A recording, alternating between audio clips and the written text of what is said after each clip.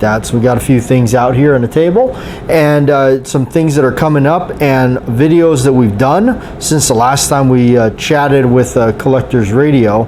So actually gonna go in here and let's get the last video. Pause this and let's go to the comments. We got a little bit of comments going here. So of course, when we turn on the camera, everybody decides to contact you, right? So, okay. All right. How are we going to do this? Why is it not letting me see the comments? I am not really good at these fancy phones, so I'm trying to figure out how to... Well, maybe we won't be reading some comments today at this one. Seems they can't. It seems that it's not going to let me access the comments. Oh, here we go. Finally, these things are so useless sometimes. Okay. The first comment we got up here, Slick Six Guns, cool, thanks for sharing. And so we got one from Slimfire 54. That's always been a cool name. I always recognize that name. Just want to start off by saying you have an awesome channel. I watched your videos for some time now and enjoy all the 1911s and Model 29s you show us. You know your firearms. I recently traded a 38 Special at my local shop for my first Kimber 1911 in 9mm. JW, you're right. They are nice to shoot. Thanks, Slim. Yeah, so I mean, I've always liked the 9mm 1911s. I got kind of hooked on them, so I kind of, you know, that the rest is history, right? So anyway, it is really hot out in the wonderful, miserable desert out here. So we got the AC running. Maybe in the future we won't be out in the desert anymore. You never know. All right, and of course, you know, just anytime you know, what's funny is anytime you turn on the camera to do anything, to film these videos or whatever, I mean, anything and everything that can go wrong is going to go wrong. That's just the law of doing videos. Be it everybody starts calling you at once, really annoying vehicles driving by with that horrendous boompity boom thing that they call music. All right, covert arrangements. I like the Harriet scripts that I bought from you. Looks awesome. That's cool. And actually, we're going to talk about a little bit about grips today and stuff like that. So, Joe P, I know you always. Joe P is just you've been with us for a long time. Always love the radio shows. You're right about the stainless Colt. It looks like yeah, you have an Eclipse. That's right. I always forget that. You always have an Eclipse. Yes, and I sent you those grips from the rain video that we did. That, you know, that was a total accident. Some people have never, unfortunately, a lot of the new subscribers, I don't think have seen that video. Unfortunately, it's gone. Okay, KSFWG. Woohoo! The radio show is back. It's time for some Smith & Wesson goodness now that you have the Colt stuff out of the way. Just kidding. I love my 1911s just as much. Thanks. All right. Robert Avila. I've actually met you, Robert. Met Robert actually out and about, and always good video, bro. I have a Delta Elite early 80s. Wow. Yeah. That's some pretty cool stuff. If you ever want to do a video on it, hey, yeah. Lion Quest Fitness, of course. Greg, 1911 Smith & Wesson's on the table. Ballistol in the background. That's why we put that there, Greg, just for you and that comment. Loops, hobbies, and more. Great advice on the hand loads. Yes, be careful of shooting other hand loads. Torpedo 58 says the Mark IV Series 70 model, government model, was the first gun I ever owned and was given to me as a Christmas present in '72. Wow, that was probably a very early one, if not, or a really cool pre-60 or pre-70s one. Does yours still have the collet barrel bushing? Yes, it does. Funny story about that. When I actually bought one of those, I got into like a little thing with the guy at the gun show table, and he had it, and I said, we are going back and forth about the price, and I couldn't believe that they've jumped up the prices they have. And I said to him, you know what? I will give you this amount if it has its original collet barrel bushing. He kind of looked at me kind of funny. He didn't know what, like as if like, what is that? And it did, so I ended up having to pay him more. All right, Jerry Johnson, number 2, just bought a CZ 457 Jaguar 22 LR rifle. Wow, I don't think I know what that is there, Jerry. With a 28.5-inch threaded barrel. Can't wait to go to the gun range and shoot it.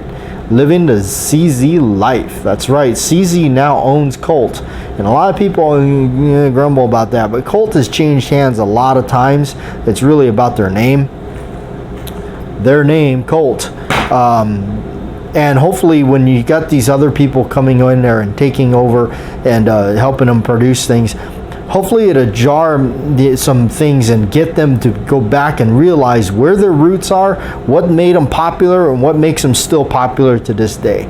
Like producing things like the old bags and stuff that they don't have anymore. I mean, I wish they would go back and redo some of this stuff and hopefully put a better quality care on things. So, Doug Martin, hey, I like those grips. Do you have any more for sale? We will be getting to that, Doug. All right, and Eric Talkington. What's up, bud? How you been? Been doing good. How you doing, Eric? And how's Jackie? Okay, let's go ahead and get rid of that thing.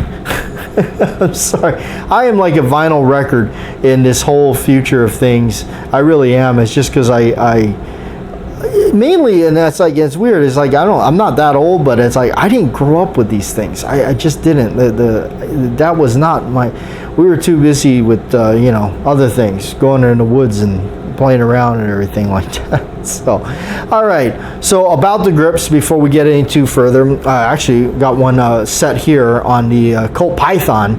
This is one of the new 2020 Pythons. Actually, this would be a 2021 Python because it's got the 3-inch barrel. I have always wanted one of the shorty little snubby Pythons, I guess if you call that. Some people go, oh, 3-inch is not a snubby. Well, it looks like a cool detective gun to me. But anyway, opinions vary, right? Just like Dalton says.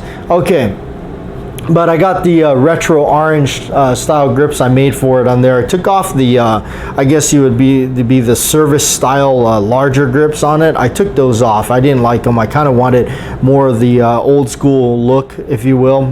Kind of like, something that Steve McQueen would have had in Bullet, although he carries a Diamondback snubby. It's kind of why I still want one of those things.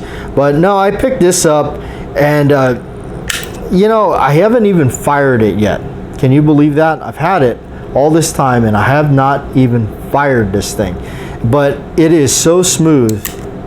I can't believe they were able to bring that action back. And a lot of people, they say,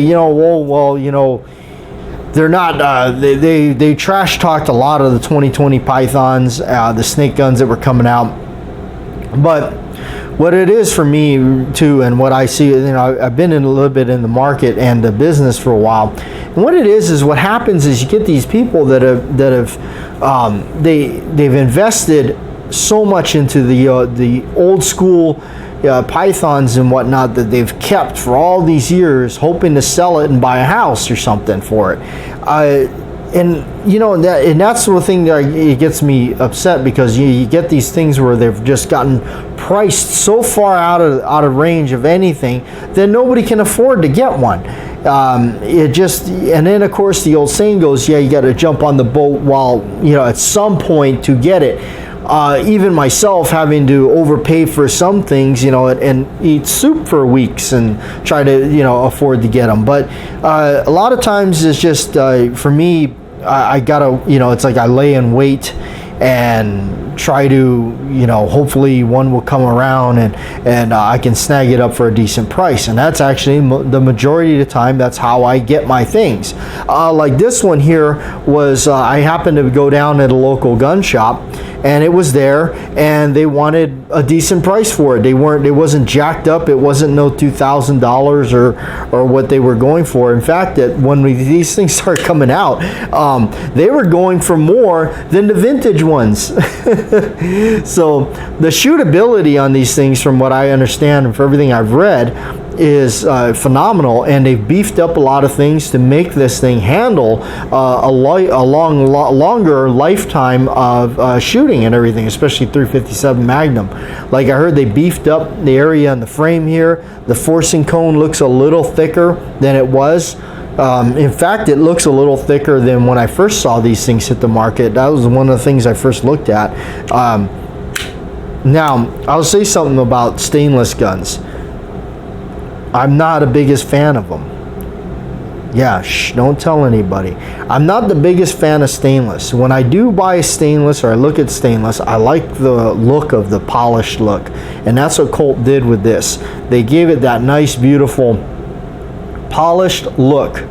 And I do like that. And to me, that looks like a finished product.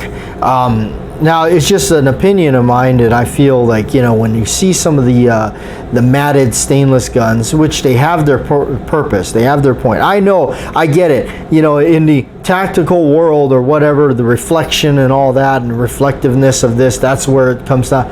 I'm not about that. I love aesthetics. I love old school stuff. I love a lot of my things that I buy is all movie related, because I watched a movie when I was a kid way too many times growing up in the late 80s and the 90s. It just, that's the problem. I love all those films, and that's where my romance with all that stuff comes from. All right, so back to on topic about the grips.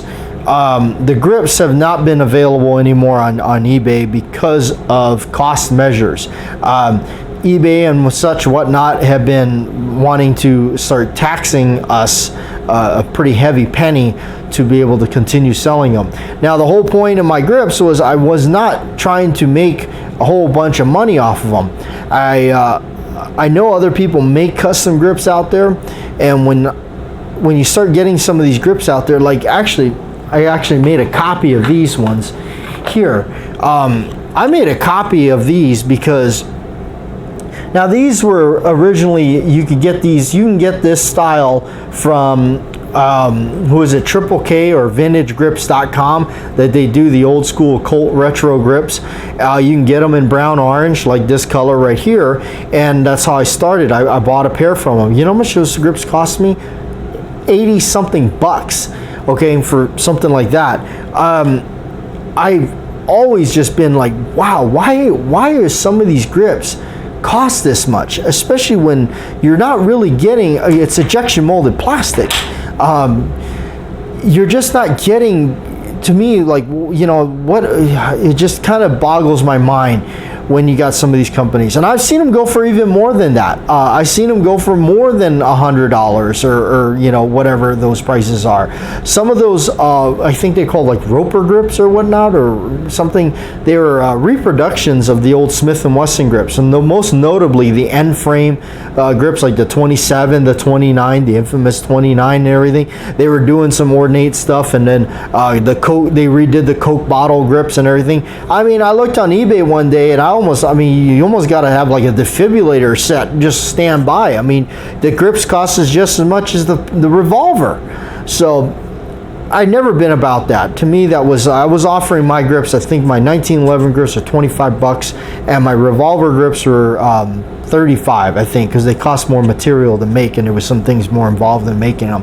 But that was it. I wasn't trying to make a large group of money off of people or anything like that. It was money that allowed me to continue to make them and pay for some of the expenses and time to do it. But that was it. I mean, I wasn't trying to get rich overnight and have all this stuff out there. So, but no, as of right now, We don't have them for sale. I do apologize. Those of you that were able to get some, and I hope you're happy with them. You know, it's been a work and experiment with everything with me, all the things that we were trying and doing with collaborations with other people and trying to get, you know, the coloring right and all that, because it's all hand done. This is all, there's no real template for these things. Each one is colored differently. There's no two alike. Those of you that got some of the colored aged ivory ones, I mean, those are it. I mean, that one that you own, that you have, there's not another one that's going to look like that.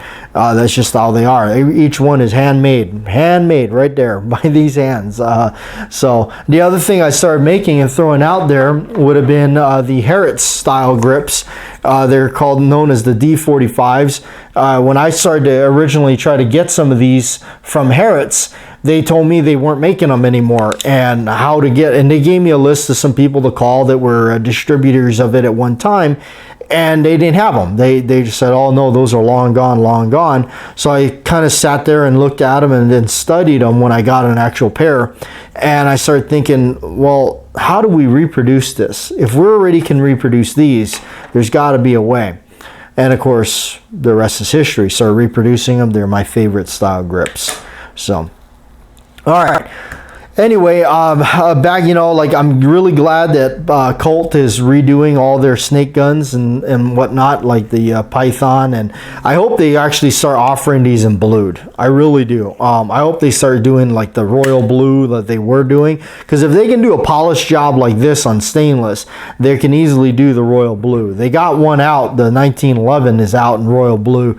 It's a Colt custom one. You see more of the stainless ones, but you don't see the royal blued one too much. I'd love to get my hands on one of those at some point. All the times that they did come around, I just didn't have the funds for it. I didn't have the finances. I am not rich by any means, so it's just that's just how I am. I'm broke just like everybody else.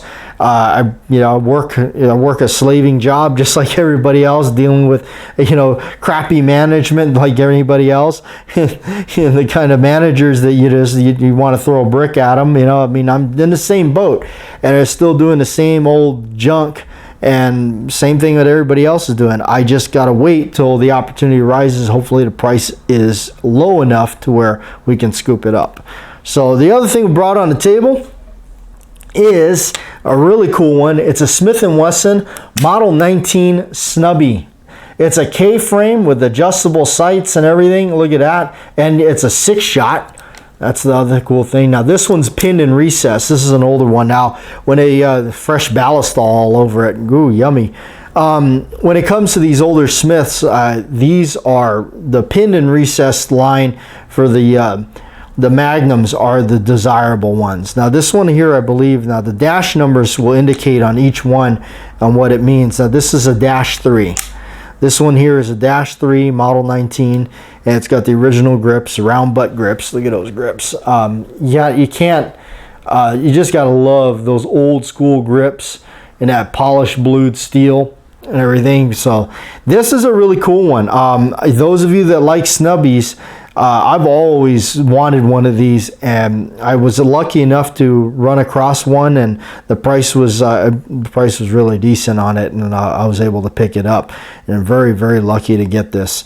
And this is really cool. I definitely am not going to sell it off or trade it off, and definitely going to hold on to it because it's got to be part of the collection. This is really cool. But a Smith & Wesson Model 19 Snubby pinned and recessed model.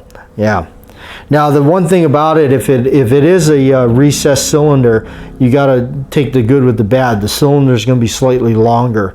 I've always wondered if I ever saw another one and it was a decent price and it wasn't pinned and recessed, I'd like to get it just for the shorter cylinder. It might look a little bit different and everything. But yeah, this one definitely is going to stay in the collection. I don't think I'm going to get rid of that one or trade that one off. I don't think I can bring myself to doing that.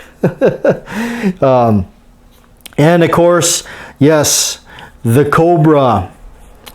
Crime is a disease. Meet the cure with Cobra. This one here is the Colt Gold Cup in 9mm. Some people just can't get their heads around 9mm. It's okay. I was once in that position too. I absolutely just could not bring myself to owning a 1911 and 9mm. It wasn't until I shot one. It wasn't until I shot one of these things and I said, this is pretty nice. This is pretty nice. So I got hooked on it, and of course that's what Cobretti has in Cobra. Yes, it was a custom ordered, I believe, for the movie. It was a 1911 Gold Cup and 9mm. Now his roll marks are a little bit different. You see those roll marks right there? Hopefully you can read them. These on here, this says the old Series 70 Colt Mark IV Gold Cup National Match, got the rampant pony on it, and then on the other side, which is my favorite roll mark, is got the Gold Cup with the little Gold Cup trophy right there, National Match and all that. Now this is a newer one. Yes, this is new, because I don't think they were making them. I don't think they were making them way back. It was so this is kind of a new product for them. How hard is it to find one of these? It's not easy. At least it wasn't easy for me. They're not easy and they're not cheap. I don't think, I will say this, I'll be honest with you, I don't think they're worth the money that they're going for. I really don't. In my opinion, this to me is a $1,000 gun at best. I don't think they're worth any much more than that. Unfortunately, that market is gonna bear what it's holding, and it knows that you're not gonna really find them, so you're gonna pay up for them. Everybody's got to pay up for them, and I've paid up for this one. So that's just my honest opinion. I don't think they're all that worth as much, but that's where it kind of goes to too. Is you want good stuff, you're gonna have to either pay up or wait for one to just miraculously show up, and hopefully you're in the right spot at the right time to get it and scoop it up with the funds, you know, and just kind of scoop it up, or you're just going to pay the price. But it's a lot of it is searching. It really is. A lot of it is going out there, searching, hunting things down. You cannot sit there in a chair and expect things to just land in your lap. You've got to go out. You've got to go to these shops. You've got to get on there and look around and go to these places. Now, part of the thing that I do is I got friends that are in the business, and they know what I like, and they have their shops, and I always go by there and check them out, see what they got. You never know. All of a sudden, there in his case, he's got an old vintage 1970s, you know, Colt government model, plain Jane, like I've always liked. And guess what? His price is phenomenal. It's like, okay, there we go. You know, and wouldn't have known that, wouldn't have got there if I didn't drive over and go check him out. So it's all about putting the effort in and really, you know, going out there and checking it out.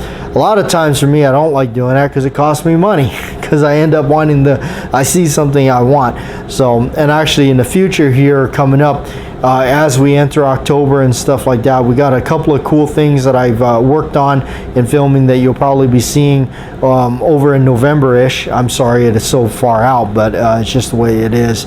But I think you'll find some interesting, different stuff. Some people may not like it, but I think it's kind of neat, and hopefully you'll check it out. But anyway, we'll get out of here. Have a good morning. It's Collectors Radio. Thanks for tuning in again right here. So I'll let you get out of here before we take up any more of your time. So, and those of you, you know, let me know in the comments, you know, if I know there's been a lot of requests for these radio shows to return and everything. Hopefully they're not too long. I don't know if what kind of a length you want. You know, I don't know if 10 minutes, 20 minutes, half an hour, like as we approach. So I'm gonna get out.